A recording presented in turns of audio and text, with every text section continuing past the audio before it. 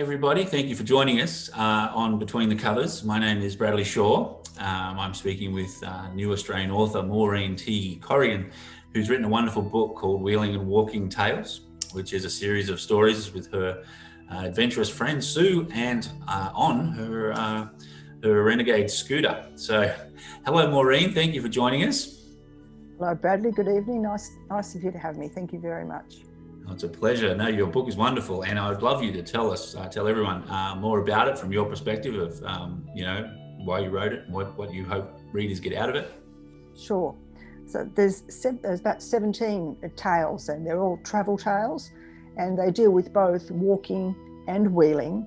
And the walking ones are the early ones when I was younger, that go back about 47 years, and did walks in Tasmania and New Zealand, which were some wonderful walks, and some funny things happened then as well. The later stories are on my mobility scooter, and I can't tell you enough how many funny things and interesting things happen with that scooter since I've had it in 2011 than whenever I travelled without it before. Yeah. Things might break down, but trying to get it fixed or find the solution to the problem ends up in so many odd and unusual places, underground, workshops and bars and all sorts of places. So I've loved telling those sort of stories to people to show that if you've got any mobility issues and you love traveling, just get whatever gear you need to get out there and just do it. It might seem challenging, but it's really very exciting the way you can incorporate all those things into just normal travel. Absolutely. So the book covers lots of different countries and places that I've been to where things I think are interesting that have sort of happened or funny. Yeah.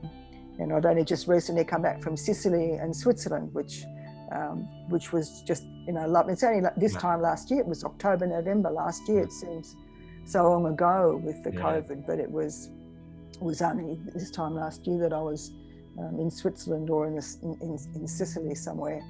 So there's lots of different countries, lots of different stories about things that happen traveling, and that I think that they're interesting. And I've certainly loved writing or learning to write about those experiences, so that even if I want to reread it again, I can feel like I'm really there again, and what happened and how I felt. So I've really enjoyed the writing process and learning how to write in a better sort of way so that it's enjoyable.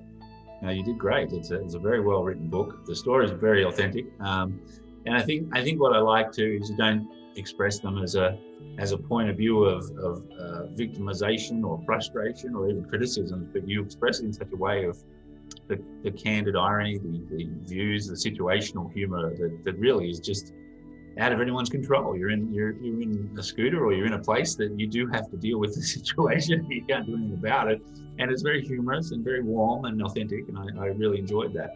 And I think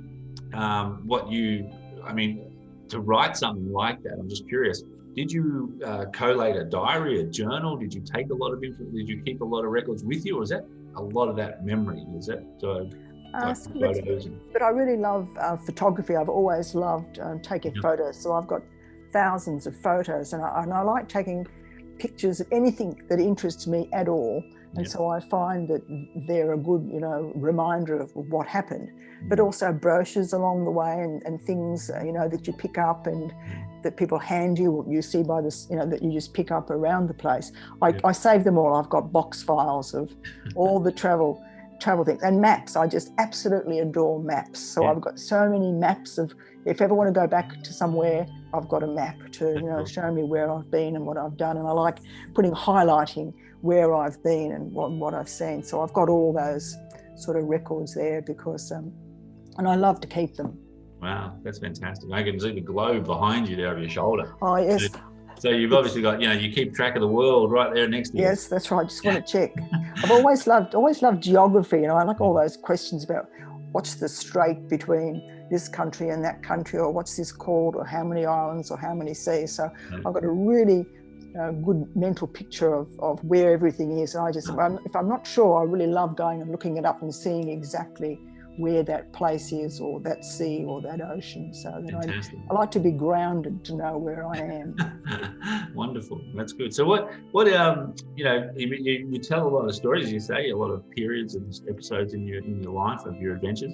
What was your favourite place? What would be your number one you feel is? Well, probably one place I have not written about, which is disappoint the readers. They can't read about it because it's not in the book. We haven't written about it, but this is the favourite place. Okay, sorry, but it was Antarctica. Oh, lovely. So I suppose the places that are like Antarctica at the other end of the North Pole.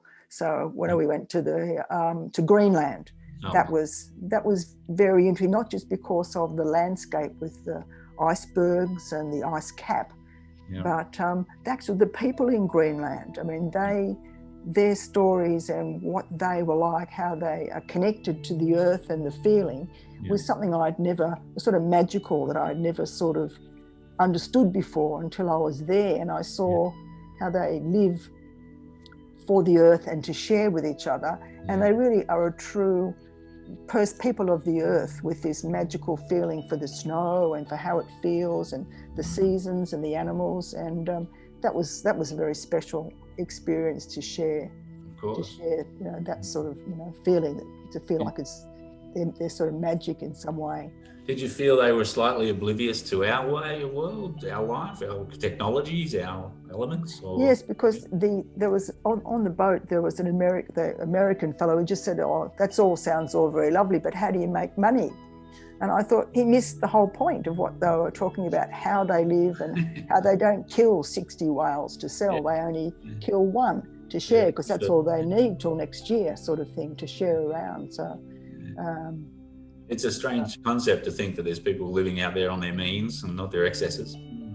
And people had moved there from, Copenhagen and other places. They'd chosen to actually live in Greenland. I thought that was an unusual choice to make as well. Wow.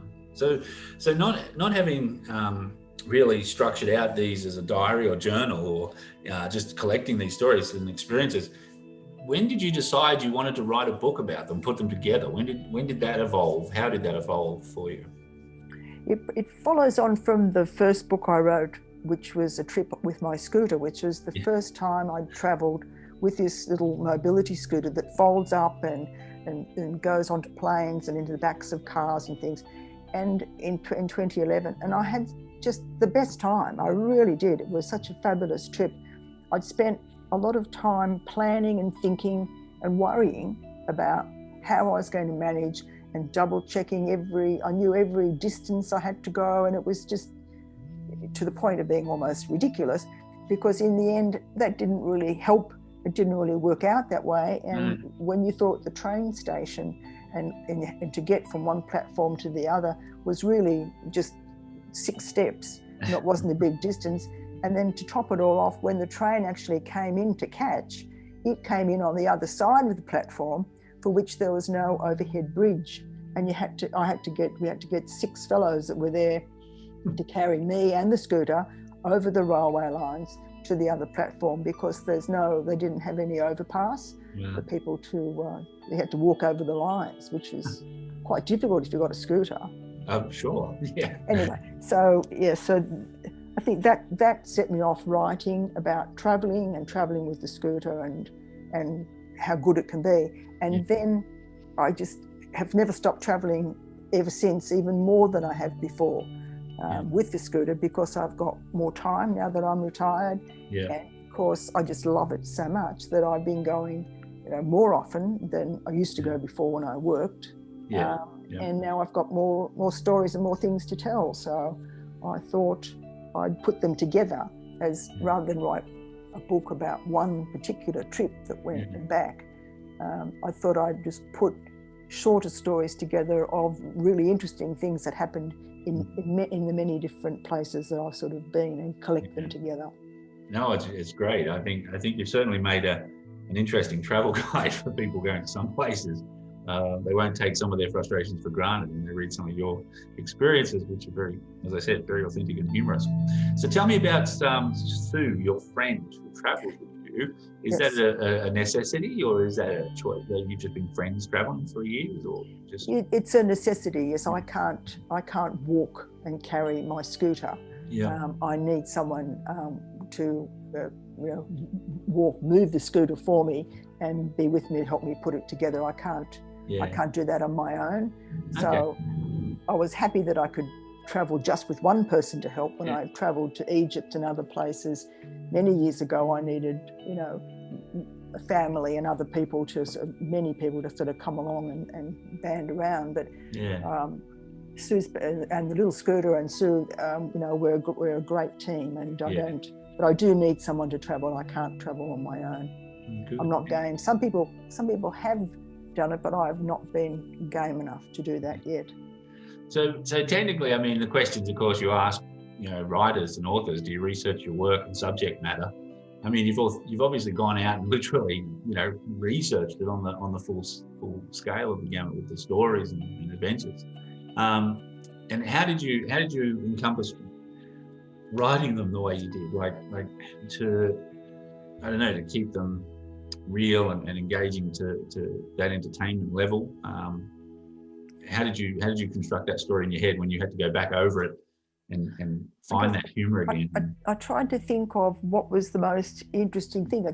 Something will spark it off. When I went to see my neurologist, he loves hearing my travel stories whenever I go to him once a year. Where have you going? Where have you been?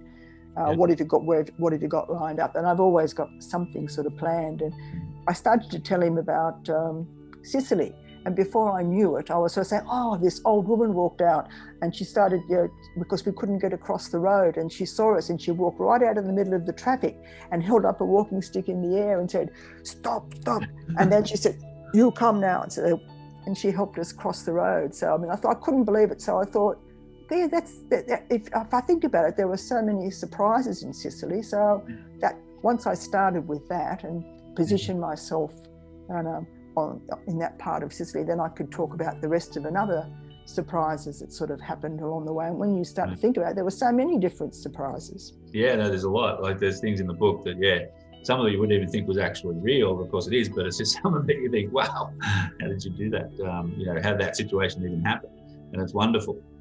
So I suppose it's when someone asks you about a place, and before you know it, before I know it, I'm saying, like, for example, someone asked me what was South Africa like, and straight away I think about the animals and the giraffes doing the stare down with the lions and sitting there for an hour or two and just watching how they behave. I mean, wow, how privileged is that in the safety of the Jeep with the guide and a gun, but just to see and to have and have it explained to you what's actually happening and what they're feeling and seeing. So, and once that, then I think, okay, so I've positioned myself in South Africa. What else? Is there anything else interesting really happened on this sort of trip? So, and things just start popping up. Wow. So when you come back from a trip like that, obviously, there's a fatigue. But when do you start writing? When do you start putting the story of that experience into your collectives or your collection of tales? Like, do you do each journey and then come back and write a book and story and put it away, and do you collect them over the years, or do you, just sit down and write the last 30 years of pieces of holidays you've already done? Or have you set that research up for that writing process? I just waited for, I don't write straight away. I just let it sort of sit. And then if something like, for example, that neurologist, that's what sparked me to write about Sicily. When he asked me, where have you been? What are you doing? What was Sicily like? And then I came out with the story about the older woman who helped us. And if someone asks about, and it was the plastic surgeon actually, I had a skin cancer cut off. I said, look, I've just come back from Greenland. He said, oh, wow. So I just finished reading this book about Greenland. You might like reading it. It's called Miss Smother's Feeling for Snow. She talks about that's a story about feeling the earth and you'd love reading that book. So he suggested that book and we shared talking about Greenland. I thought, well, that is an interesting thing to talk about with Greenland. So then that prompted me to write a story about Greenland. Wow. I mean, you said you started when you were younger, like you were a young girl traveling. Yes. And of course you were walking at that time. So through that process, you've travelled in different ways. You've travelled as a non-afflicted type sort of traveller, where you've been able to, enjoy the normality, or as they call it, or whatever the perception is. And then you've come back and had an unfortunate affliction grow with MS, and you've had to now travel in a situation that's a different context. But yet you've put the two together in still that fresh, natural, organic way of just being a tourist and being a person, regardless of whether you've got a wheelchair or you don't, or a scooter. You've actually got an experience that's more, I think, the basis of that. Was that difficult to write, to know that your situations were changing in those stories as well, as much as the experience of the story? Yeah, no, that's interesting. No, not really. I suppose I see it as walking, no matter if you do it on wheels or whether you do it with your legs. Yeah. Because the scooter is so good, it goes great distances. I can do 15 kilometres in a day, lasts many hours. So, and I prefer to walk places or go with my scooter to places than catch buses or tourist things, or because you see more when you walk. You go slowly, you look around, you just see so many more things than if I don't like those hop on, hop off buses. You never actually get to feel the place. So I'd rather walk it. I'd rather walk 10 kilometres or scoot 10 kilometres in a day than walk. So it really is another form of walking. You just happen to be sitting down while you're doing it. I suppose there's a benefit in that too, in a way. The poor people that are walking the 10 kilometres probably aren't enjoying it. Exactly, that's right. I know Sue sometimes says, I think I need a rest. Oh, so do you really? Yeah, she's like, don't worry about me, I'm fine. Yeah, I just need a recharge on the battery.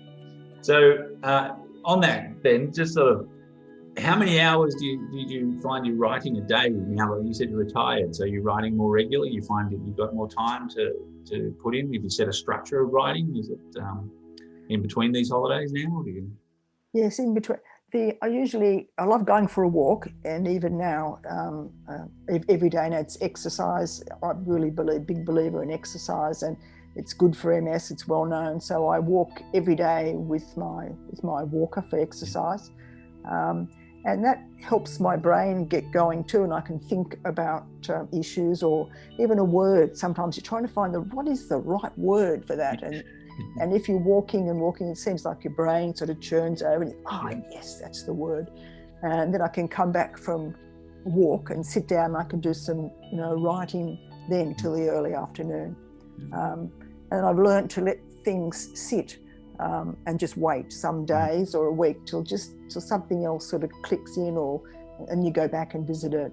Again, it's a bit like painting. I think I'm not a painter, but I can understand perhaps how a painter paints, and you just put a bit of an outline in, then you go back and you colour it in, and then you put some more texture into it, and very good. So what do you do still when you're not writing now? Like what other interests besides travelling? What other interests do you have at home here in Victoria? Well, I love going to to concerts like Melbourne Symphony Orchestra, or to plays, Melbourne Theatre Company. I love going to plays and galleries, exhibitions that are on.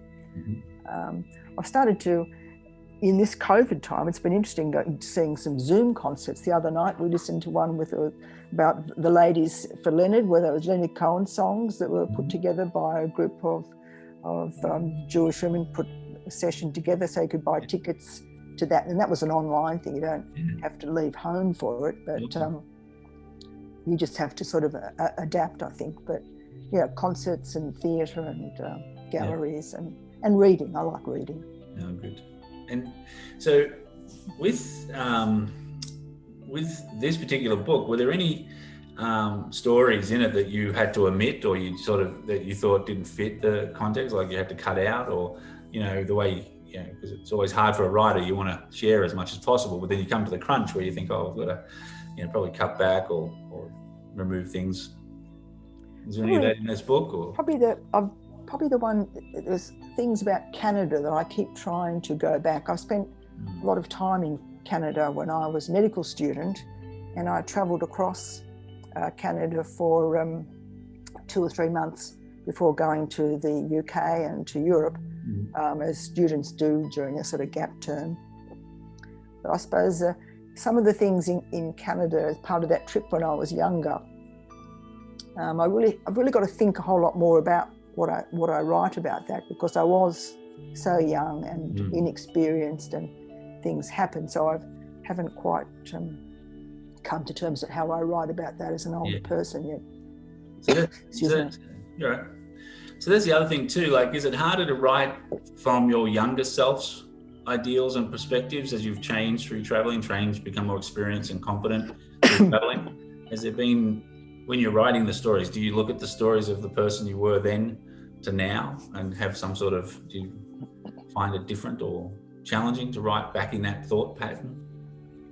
A couple of the stories I have written when I've reflected back, for example, in London, and it's been good. I've got a diary that I kept from that trip I did in 1976, 77, and it's sort of troublesome sometimes to read what I've written, but I was amazed at some things that I've sort of done little drawings and written those things down, so I can sort of remember a bit, what it was like.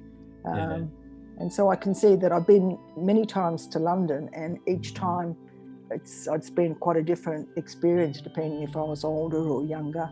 And so it's nice to think about how that difference has been and how it's been for me, even though I've managed to go around walking and almost running at one stage, and now I've been on my scooter and things that have sort of happened. But London's still a wonderful place. Yes, it's beautiful. So what do you feel too from now being a bit more seasoned in the writing stylings and art form? What do you feel are some of the common traps that aspiring writers who watch this might want to take away with them in your experience? I think the help of a good editor. And it can be hard, I think, to find a good editor. I really, really enjoy people who are honest and truthful to you and say, look, this is not a load of rubbish, but really this is not terribly interesting. You can just really cut that right down. And I think you've got to be open to learning and to doing more courses, and you can always learn more. So I think good editor, doing some writing courses so that you understand more about creating. I mean, it's a creative work, and that's what's so enjoyable about it, and improving and getting better at it. And I think it's a trap for people. So they tell me with writing non-fiction that you do too much telling about what you did rather than showing that people are there and getting a feeling for being there. And I've really got to learn to stop telling people where I went and did, and let them experience it with me. And that's quite hard to do. It is. That's one of the masters of the writing, narrative storytelling. It's creating the engagement, the readers involved in the story, not just being, hearing the story or telling the story, but they're experiencing it with you. I think your stories have been crafted that way very well now, with the book being ready to publish in December coming. So we're very excited about that. So with that too, did your family support you a lot? You have a lot of friends and family that support these stories as well, or?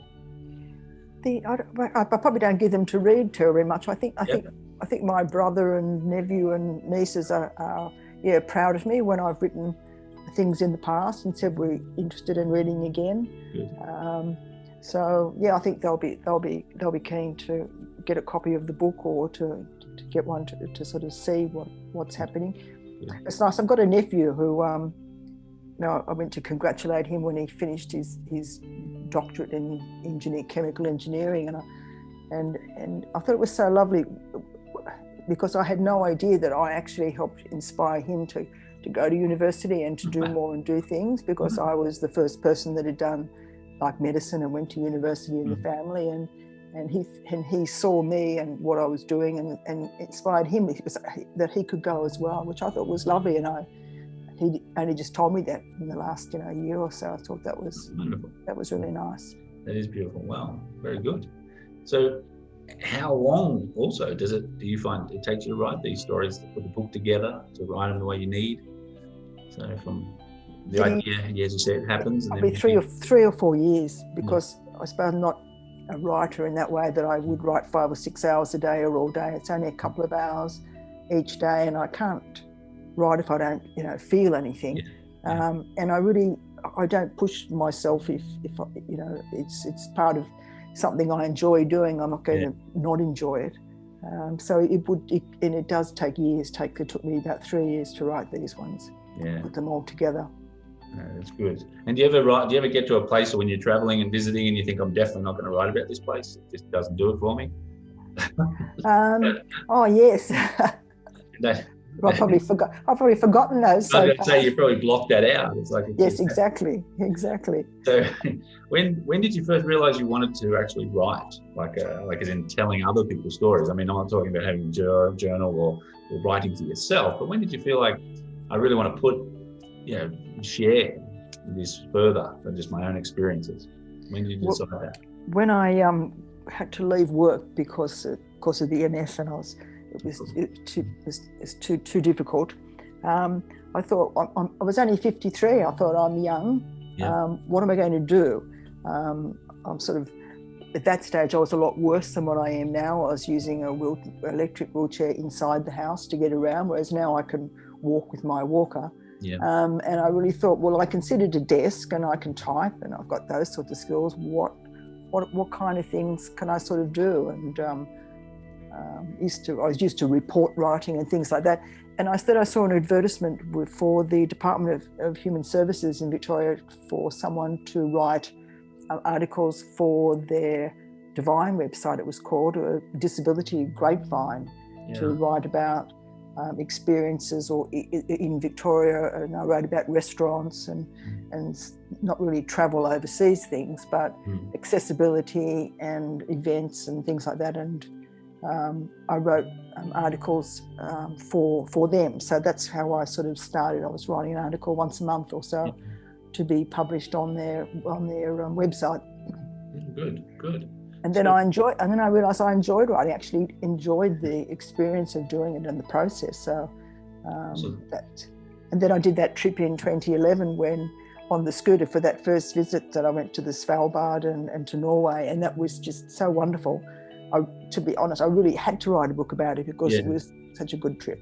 Yeah, and was that because of the scooters impact, the different construction of the trip that you had in mind, of, as you say, the details you had to drill into to think that's what you needed to have, but then when you found out that you didn't need, I guess, as much information or as much planning, that the scooter sort of opened that doorway a little easier too to some things. Yes, and the fact that it was compact and you can fold it up and it could go into zodiacs and boats and things like that. It wasn't a big cumbersome thing. It just it sort of folded up and collapsed down, and people on the ship were happy to take it off and put it in little boats to go off and visit places, and it worked out really, really well. So from that perspective, like did you, if I can ask, did you have that trip planned prior to your diagnosis, or was that something during your diagnosis you thought you had to take because you loved traveling so much you didn't feel that you didn't want that to stop in your life? Is that the... Yes, no, I picked the place first. I wanted to go to the Svalbard, just up in the north south near the North Pole. And I hadn't been to Norway before, and I wanted to do the trip along the coast and the fjords. And the train trip from Bergen to Oslo, and I just wanted to do it. So, and I waited for, there was a special trip that went, rather than just do the coast, there was all of a sudden up came, because I look at the travel, magazines and advertisements all the time, and one trip came back that combined a trip around the Svalbard with the coast of Norway, and I saw it was like a one-off opportunity, so I sort of grabbed it. Wow. Yeah. So when you're writing, what would you say is your most interesting, if you have one, the most interesting writing quirk? Some authors have, maybe a particular pen or a particular style, or a particular seat. What was your quirk when you're writing? I like this room. I think I like to have my own room. Yeah. So you're not one, so you have to be in that sort of area of room. You don't go down, you can't just type at a cafe. I can't do that. I don't know how people do that, writing in a cafe with so much noise. Well, not that 2020 was an option to do that as much, but writing. I think I feel more comfortable sitting in this sort of study or a room with my computer in front of me. If I think about things or I'm out, I sometimes carry a pencil and paper. Or a book and a paper, but not too often. If I'm desperate, I'll pick up my phone and write it under notes so I don't forget it to take back home afterwards. But that'd only be a couple of words or a couple of lines. They're not actually writing in any sort of detail. So I love just being in this space and switch off to the outside world. This is my woman's shed or something. It's a good space. Definitely. So that, of course, leads to the next question, that you're in your space. So what are your plans, do you think, for your next collection of stories? Or are we waiting for some more holiday time for you to do that first? Or what's your future plan for books? Well, it's interesting you ask, because the last story I've written is one that's not written in the first person, but it's really writing about myself as a third person and how other people, how I would see how other people might see me. And I quite like writing in that third person. That's the story in the book is about the woman who goes out walking and what I might look like with my walker. People think all sorts of things about you that they really have no idea. And so I enjoyed writing that story about the woman who goes out walking in the neighbourhood, in the local area, on the pier in Port Melbourne. And what she's sort of thinking or what she looks like and where she's been. So I think writing in the third person, I understand naively as not a rule writer, no, but I understand now, yes, it's so much easier not to write in the first person, because you can put so much more interest and comment and texture into how the person looks and what they're thinking. So I think I might go down that line. Yeah, I think it's perspectives too. You've got a little bit more. You can imagine more perspectives and understand more outside of yourself options as well. When you're writing third person, you get a bit more, I think, leverage to express. More. When you're POV, when you're doing it first person, it's really only what you see or experience firsthand. So yeah, that's good. That's great. That's a good craft too as an author to develop. So well done. What would you say for you, what would you say literary success is? How do you define a literary success for you? Well, yes. If you're allowed sort of two parts, I mean, one, I think a person has to be happy with what they've written. But then on the other hand, with me personally, I can say the first book I wrote, it needs to be seriously rewritten and re-edited and a lot cut out of it. But still, I can go back and look at that again. But that I wouldn't call that success at all. But it's I suppose it is other people enjoying it and saying that they like it and they get something out of it. But I suppose if nobody does like it, I mean, I've enjoyed writing it. I've enjoyed that process. That's what it was all about. And I've enjoyed reading these stories again. I just hope other people enjoy reading them too. But I suppose success is being happy in myself with what I've written, and just hoping that other people can get some happiness or inspiration, or that it's okay to get out the gear and go these places, you can do it, sort of thing. Oh, that's wonderful. Yeah, no, that's right. And you've answered the next question, which was, what do you hope readers get out of this book that you've written? And of course, you've just explained that, which is great. And I think they'll get a sense of, a sense of adventure, a sense of confidence. And I think too, an understanding that there is really only limitations in your own mind or in your own perspective of your situation. And sometimes having challenges to overcome can make experiences even more valuable or more important and more cherished, like you've shown in your book and expressed by being who you are. So I think readers will get a lot of value out of out of this book, just as much as as being there with you in the adventures. So they're positive stories too. I don't like writing negative things. I mean, I don't like reading, a lot that's negative. I haven't, I think you've got to feel happiness and some goodness out of what you're reading. And I like writing positive stories because I always look on the positive side anyway. Life's too short to start, Right. And I think too, like your stories, given this year that a lot of people have had the challenges they've had with the restrictions of not having the social dynamics they've enjoyed before, or having the ability to travel as much as they've been able to before. I think this sort of book will certainly refresh and remind them of what experiences traveling is and why we do it and why we love it. So yeah, I'm sure they'll thank you for that. Having said that, I'm just curious too, do you have you had a chance with other authors to meet and have friendships with them, or are you part of groups that you talk to other authors? And if they helped you, if you are, have they helped you become a better writer? Have you learned from them as well, peers? I suppose the only interaction I've had is through Writers Victoria at their sort of seminars or courses that they've had where you question and answer. So I've listened to what other people have sort of said, or be part of a course with other people. Even the National Gallery Victoria ran a course, but I suppose it's only interacting in that more formal sense rather than an informal sense. Yeah, of course. So you haven't bonded or connected yet with any of the local authors that you can share with stuff, but you will. We'll be able to do that through our community, which is great. But yeah, I'm. Is there anything you want to add about your book or anything, Maureen? I'm okay. I think that was wonderful. And I'd love to, any last thoughts or comments, anything you wish to say to our viewers, please? I think at this particular time, through the COVID epidemic, I've really learned that traveling locally, there is so much that's happening. You don't have to go overseas to see it. If you just walk out the front door, look at flowers growing, look at the insects buzzing around, look at the water, look at the fish, just slow down and walk and look. It can be quite uplifting, absolutely.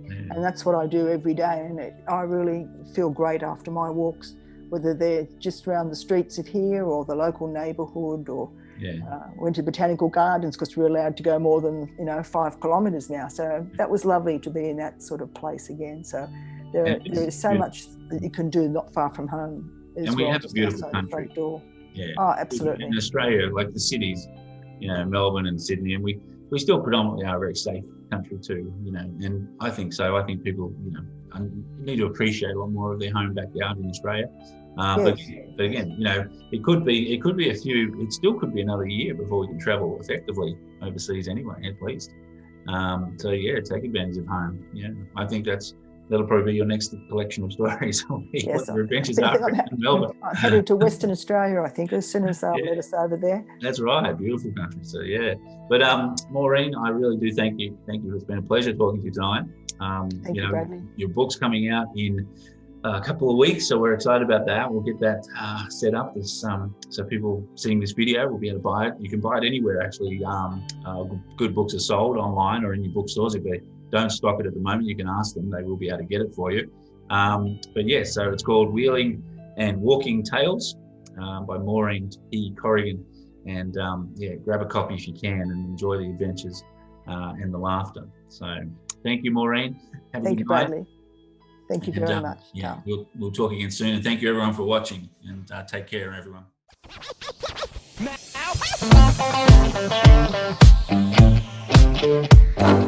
Now.